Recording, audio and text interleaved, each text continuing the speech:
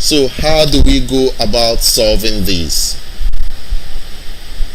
Now, for us to be able to solve this, we need to first of all identify where the man is walking from, because from the question we have a man walks 1 kilometer due east.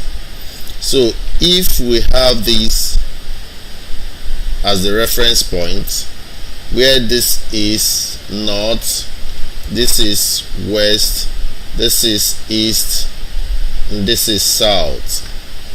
Now you have this man walking from here 1 kilometer east. This is east side, so he's going to walk straight down to this side 1 kilometer east.